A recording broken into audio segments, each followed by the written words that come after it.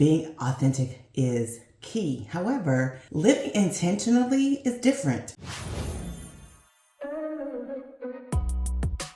The very first thing that I am going to say is an N for 2024 is living intentionally. You guys all know that I have spoken repeatedly on repeat about being authentic, putting the BU in your business. And I believe that that is true whether your business is in the corporate environment, whether you're building a business, or your business is your family. Being authentic is key. However, living intentionally is different. Living intentionally is really being mindful of your space, being mindful of your time, being mindful of your vessel, and being very intentional about how you treat it. So it's more of a personal thing. Authenticity is about being who you are. Intentional living is about living in who you are, if you will, like in your various spaces and areas. And I talk about all of this inside Project CEO because we're talking about how to be unapologetically you. And I think sometimes we think we have to be unapologetically ourselves with other people,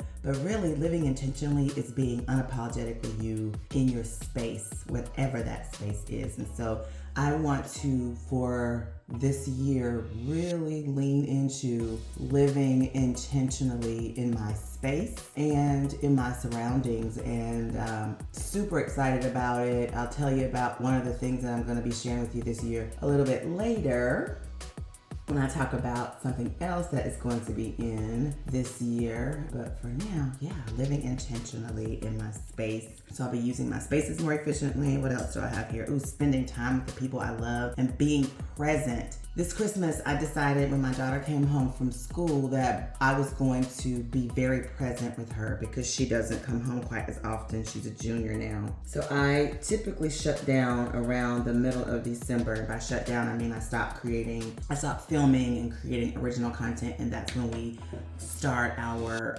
repurposing of content for the year. And the CEO Mindset podcast and my YouTube videos, they go into reruns, if you will, around that time. But I would still work because I would be planning for the new year. And so my daughter would come home from school and I would be working still. I would still tell her she had to wait. Oh, I gotta get this done before we can go, that done before we can go. And so this year, over the holidays, I made a conscious effort to not do that. Not only was I just burnt out from 2023, but I was like, no, every time, she comes home, she's talking more and more about not coming home as often, and I just want to be present. And it was wonderful. It gave me a break. I wasn't as tired, and we got to do really fun stuff, all of my daughters. And we really had a lot of fun. Memories were made. So I've decided that in living intentionally, I'm also going to be doing that with my people, the family I love, and just being present with them when they are around. Exercise is another one I'm going to be living intentionally doing. I really started this towards the end of this year. There's a YouTube channel that I love, and she's got some great programs or playlists for like beginners if you're just now starting out with weight training and things like that. So I found her last year, and she's got these great playlists where you can do like 3 days a week, and they're all in the same video. So I started that last year, and I really enjoyed the weight training portion. And so I'm gonna continue that on. That is something that is definitely in, because I found weight training is so easy. You could do like a 20-30 minute walk and then do your weight training, and it's just not so vigorous like a Zumba or a step class or something that's more higher impact. And it just made the workout so much fun, and I was so proud of myself, and I stayed encouraged and motivated because it wasn't so hard to do. So I'm going to definitely keep that as an in my living intentionally. And then, as you know, that I am diabetic, and one of the things that I was working really hard at this past year, 2023, was my plant-based eating, and so I'll be doing that more intentionally this year. My A1C did come down because I had to get this stinking Libre thing. Ouch. Stinking Libre thing, but it was the best thing that I have done for myself. So if you are on the fence about getting one, it's not the most attractive thing in the world, but it will help you lower your A1C because you will begin to see that the things that you thought you were doing that were awesome aren't probably as awesome as you thought they were, and they aren't helping you, so you'll make those adjustments more, and your A1C will come down because you're seeing that what you're doing ain't working with this. At least I did anyway. So I would highly encourage that. I'm not a doctor, so don't quote me, but it has worked great for me. So I will be doing more of that and just really creating a plant-based pantry. I'm going to, I was watching some videos to prepare for that, like what needs to be in my pantry so that making these meals is going to be a lot easier, and I have a well-stocked pantry of commonly used things to make the dishes that I think are delicious, or just the commonly used things anyway, because when I find new recipes, they're typically using some of the same ingredients: lemons, limes, maple syrup, ginger, garlic, things like that. And, tofu, tempeh. I want to make a list and just really lean into having this well-stocked plant-based pantry and minimizing, we'll get to the outs later, but just having a well-stocked pantry. Okay, so the next in is I'm actually going to be lead generation. Here I'm going to start working heavily on LinkedIn and really working on my outbound, generating leads and really connecting with the right people. I'm outside with my dog. See, he's running around. So I'm going to do lead generation, and that means, like I said, LinkedIn. I also joined a few groups. One is more of a public relations group where I have a coach. She's going to be helping me pitch myself a little bit better this year, and she has a speakers network, so I'll be doing a lot more speaking prayerfully. And then also I joined a women's organization that has over 10,000 women that I'm going to submerge myself in and really start connecting with those women and leveraging those relationships. And so 2024 lead generation is going to be a higher priority. Still educating, still coaching, but I'm going to really up my game.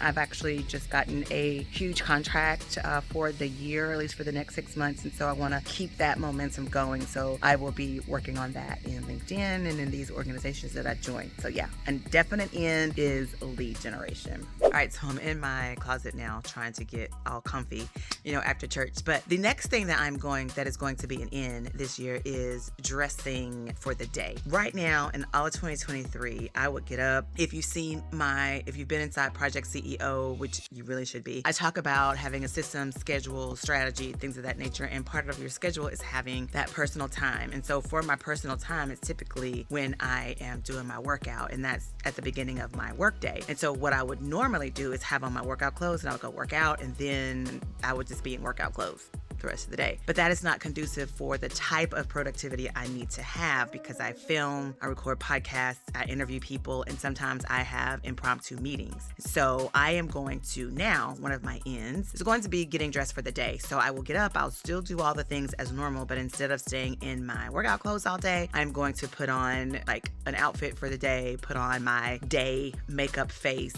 even if it's just the simple version, so that if I need to enhance it to go out, I can. If I need to enhance it to film, I can, but it's not me starting from ground zero trying to get that done, at 2:00 when I don't want to put makeup on at 2:00. But if I already have gotten ready for the day at 11 or 10 after my workout, then if I think of an idea for a video or I need to go to meet with someone, I'm ready and I'm not having to get ready. So that is definitely an in for 2024. And then my final in is my quiet time, devotional time. I've always been doing that. I use Jesus Calling for my devotion, daily devotional sometimes, and a couple of other resources, but I'm going to add a prayer journal. So I'm so excited to be creating that. I'm going to film my process for that soon so you can see it. It's my first time doing it, but I've been watching lots of videos on it, and I'm going to create one for myself. I'm really excited about it because one of my goals last year, going to tie into it, is going to help further that goal. So I'm really excited about that. So I will be doing my normal devotion time, but I want to add a quiet time to my day, which is going to include the prayer binder that I'm going to create, and also my just journal where I'm going to do normal journaling things, have prompts. I'll be creating some prompts for you guys, so stay tuned for that. And also I will be doing the gratitude journal. Part of my journal will be gratitude, if that makes sense. So those are my ends for 2024. All right, let's head into these things that are going to get out of here. We gotta get rid of them. So the outs. First one is Diet Cokes. If you follow me on Instagram, which I hope you are, you have already seen my story where I talked about my Diet Coke addiction and that being one of my outs. So I'm trying my best to rid myself of Diet Cokes this year. That is one of my outs. So my next out is, how can I say this? Y'all watch this. My dog, I have his toy. Look at this.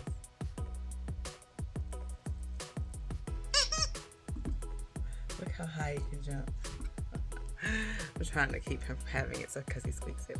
Okay, so my next out is anxiety. And I think we all have anxiety, but I've really been convicted by the fact that anxiety really is me considering the future without God in it. So coupled with my in, which is, increasing what I do in my quiet time, I'm going to start using that mentality to minimize my anxiety. So just whenever I start thinking about the future, if I start feeling anxious, whatever, I'm going to go back to the word and put God in that situation so that I don't have much anxiety, or at least I know that whatever's going to happen or come out of that particular situation, God's going to be there with me to carry me through. So that is one of the outs, that whole idea of anxiety. I'm going to come up with a better way to handle that.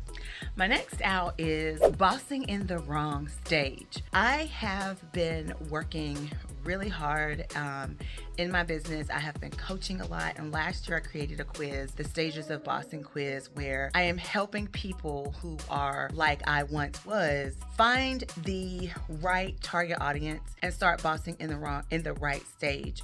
A lot of times, if you're like me, you have a heart to serve a certain group, but your product and your service is a more advanced product or service, and that particular group that you truly want to serve is not ready for that step. And so in my attempts to serve small businesses and help them with some of the things that I struggled with when I started my business, because I understand where the struggle came from, I try to help them with strategy and personal branding development. However, a lot of small businesses, their main goal is making their money back. And so over the years, I have struggled to help these audiences because they either A, don't understand the value in what I'm offering, or B, they just don't have the budget to utilize my services.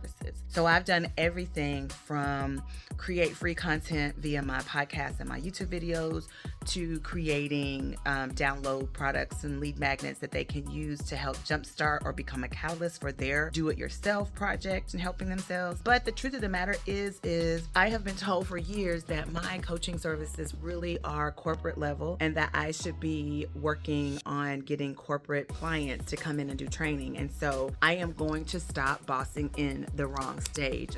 You'll continue to see videos and podcasts from me, and I will continue to do coaching, but I have to really be mindful of who my target audience truly is, despite who I want to serve, and really start operating in that space. And I think the ends that I mentioned earlier in terms of joining some of these groups and gaining more exposure to these corporate types will be conducive to me, or will be helpful in me achieving that particular goal this year. So definitely an out is bossing in the wrong stage. If you want to know more about that Stages of Bossing quiz, head down to the description. I will have it linked below. Take it for yourself, and it actually does tell you who you should be targeting, in which stage you're actually in, and who your particular audience should be. Very helpful. Very, very helpful. So make sure that you go down and take that quiz. Let's see what else will be out this year.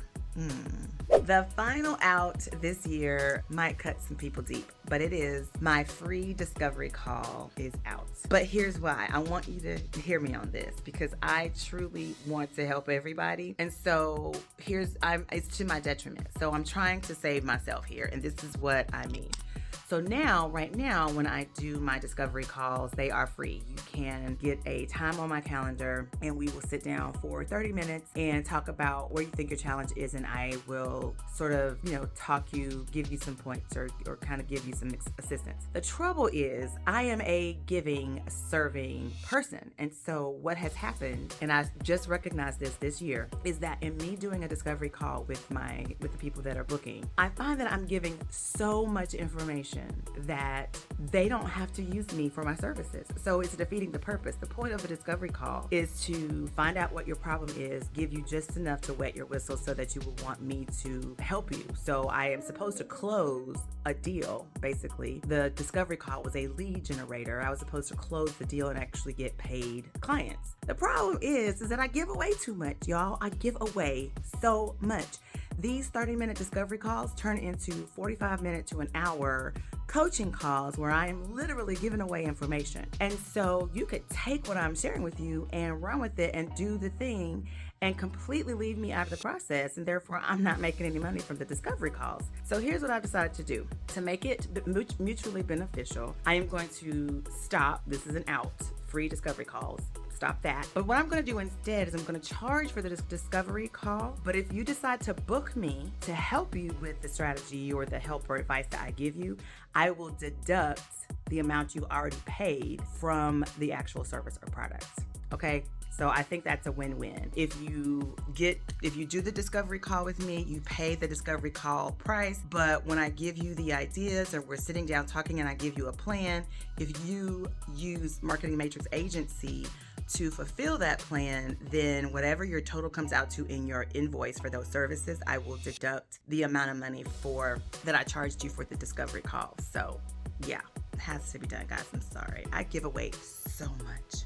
So I hope you understand, because I'm in business, right? So as much as I love giving and sharing, I do have to keep the lights on. So that is that. All right, guys, that does it for today's video. Those are my ins and my outs for 2024. Tell me what yours are. Leave a comment below. Share your ins and outs. And if you need any help with that, book a discovery call. I'd be happy to help you with that. Don't forget, get on the list for the Project CEO program, because the doors will be opening not necessarily soon, but you want to be on the wait list, because that's who gets all of the treats and goodies when the doors do open. Make sure you're on the list for that. Also, make sure that you're listening to my podcast, the CEO Mindset Podcast. We're always talking about constantly evolving and being open to those failures so that you can be that much closer to your success.